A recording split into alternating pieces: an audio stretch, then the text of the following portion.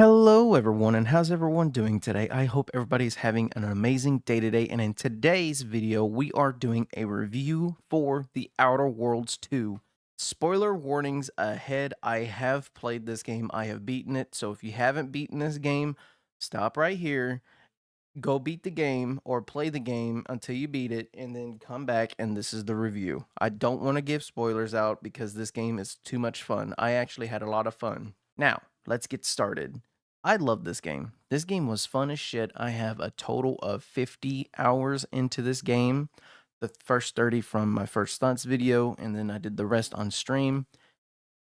It is so good. I recommend y'all actually, if you have Game Pass still, download it and play it. And then when you play it and you actually beat it, or if you just play like 3 hours of it and you're like, okay, I actually like this game, I recommend you buy the first one and the second one. Now, you do not have to play the first game to actually enjoy the second game. So you could actually jump into the second game and you're not missing anything from the first game because it's a completely different story, everything like that. But if you have played the first game and you're coming into the second game, you'll notice things completely different. If you played the second game first and then you go to the first game, you could do that either way. It's vice versa. So I am going to go over everything that I liked and what I didn't like. Let's start off with the story. The story of The Outer Worlds 2, I will say it's good. It's not the best. You have an interesting element where we have to go to a base for the projectorate, and they're making like a lot of skip cores that are causing anomalies. And we have a special agent DeVries, but they end up betraying us, trying to kill us. They let off a huge explosion that makes the anomalies straight up worse. We escape into a pod and spend 10 years down the line. And in that 10 years, our boy Niles, he was a rookie agent for the Earth Directorate. He's been doing some shit. He looks all kinds like a ghoul. He tells us what's going on. He found us, him and Valerie, and so we make our way to get revenge and a plan to stop the anomalies as best we can. Now, the factions. There are a total of 3 factions. Main factions, not like the small ones. So the main factions are Auntie's Choice, the Order, and the Projectorate. You can't, there's only 2 that you have main interest is Auntie's Choice and the Order.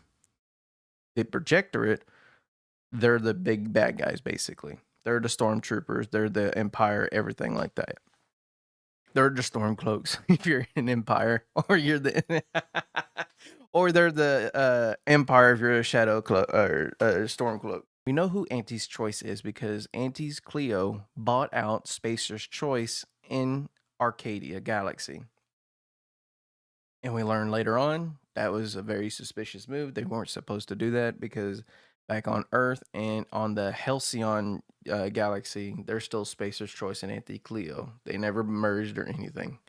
So Arcadia is a new brand of that. And then the Order, my simple-minded, smooth brain, they're basically straight up nerds. Like, not like no comic nerd or gaming nerd like yours truly. No, these are straight up math nerds. They basically calculate every single thing they do. Like, when I was playing this game and streaming it, they were like talking about I swear I could say it. Statistic. Okay. Statistically, I can't fucking go out because I'm gonna get struck by lightning. I was like, shut the fuck up, nerd. I'd be like, stop being a bitch. Go out there and do your thing. You can't let statistics get in the way of you living your life. If you do that, then you're a bitch. You have a choice. Later down in the story, I'm jumping so much quests. So, anyways, later in the story, we have a choice to do a not a merger, but an alliance between Auntie's Choice and the Order. Now, you're wondering why those two are fighting against each other when we first wake up after the 10 years. So, we decide, hey, we're going to get them to work together so we could get the skip cores and fucking destroy the Projectorate. And by the way, these are spoilers. You have a decision to make when you can do an alliance. You want to do an alliance with them so you can get the best outcome for the ending of the game. During the negotiations talks, we can decide who controls what if we want them to work together. So I decided to give the order one part. I gave Antis Cleo's the second part, and I gave trying to give both of them to work together on the third one, or vice versa. And you have to make sure you have either speech, some science, some knowledge, whatever, to make this work. Because if you don't, you are going to have to make a decision based off your decision. Say if you gave Auntie's choice more leverage than the order will want to attack, or vice versa. Or if you botch it, then both of them will go against you. And it's like, what the hell? It can make it your life a lot difficult. So I had to like reload a game file like 3 or 4 times to make it work. So don't pull a me and be an idiot and be like, oh, I can make them work together without even knowing what's going on. You know what I mean?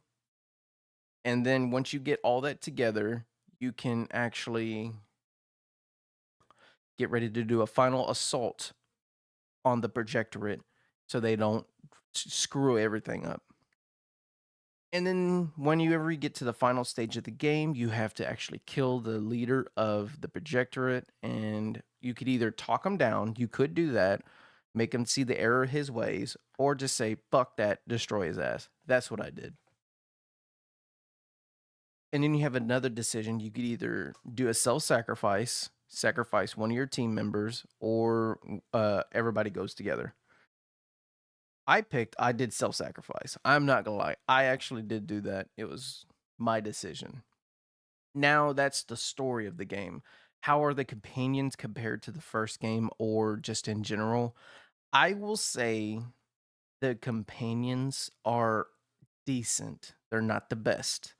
Now, what do I mean by that? Like their actors and their script writing, the dialogue and everything is good. I wish they put more a little oomph to it. Like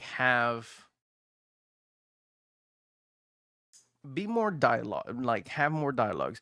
They whenever I was exploring the world, they didn't make comments like if we got in a fight, they wouldn't trash talk or anything like that, like Boulder's Gate or Fallout 4 or in New Vegas or anything like that. This, they would just shoot and have a rarity of a dialogue when you get into combat. It was like, oh, here we go. Nothing like that. They did, but very seldom. So I wish they had a little bit more of that for the NPCs. Now, again, I said it in my first thoughts video. This is going to be in the review. I wish they added romance into this game. I know people were going to be like, well, it's Obsidian. They wanted to make the story good. They wanted to focus on the RPG. Shut the fuck up. Yes, you can actually focus on the story. And you can also have romance too. You want to know how? Look at fucking Fallout 4. Look at Baldur's Gate 3. Those are my top two that I can think of in the top of my head right now. Oh, actually, Mass Effect. Mass Effect trilogy is the biggest one I could think of too. Those three games have an amazing story and they have romance. So besides that, I wish that Obsidian wouldn't be afraid to fucking add that. Now, I would have to say my favorite would be Niles, Ainz, and a crazy cult leader chick that she's crazy, but she's kind of hot. I'm not gonna lie to you. Her,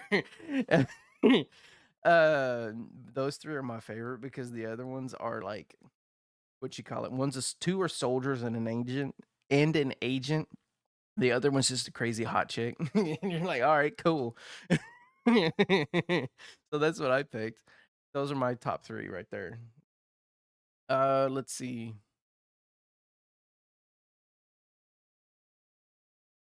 No. Now the combat. The combat in this game is a very big improvement compared to the first game. I love the combat in this. It's more smoother and it's a hell of a lot more fun. The bullet time, I call it bullet time, but it's not. It's called like time delusion or some shit in the game, but it's bullet time basically, okay? For us gamers, it's bullet time. That's all I could really say about the combat. It's just really fun and it's a big improvement to this game compared to the first game. Now the dialogue. The dialogue, I love the dialogue because whatever you decide, it does matter how the conversation can go.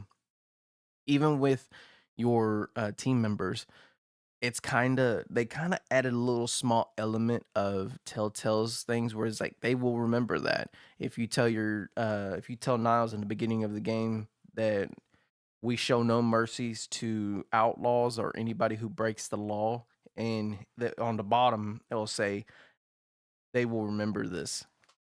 I love that because it does contribute to the story later on in dialogue if you have them in your party, stuff like that. Not just with your NPCs or with your companions. It actually works in the story too. If you picked Renegade, they Renegade options show you a little special dialogue and it will kind of change the conversation a little bit, either in your favor or against you, and you could have it with hacking, lockpicking, brilliant, all that kind of good shit. And I just fucking love it. It is so good. I recommend you pick this game up and play it. Okay.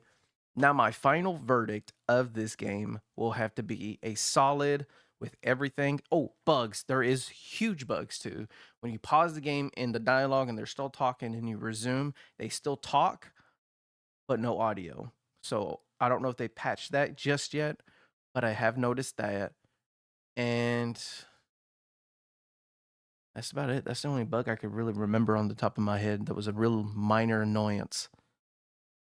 So besides that, no romance and kinda the NPCs. I wish they were did a little better. That's about okay. Actually, I have to give this a solid 8 out of 10. I would recommend you get this game. It is so much fun. You will enjoy it and everything like that. So, without further ado, thank you so much, guys, for watching. I appreciate every single one of you.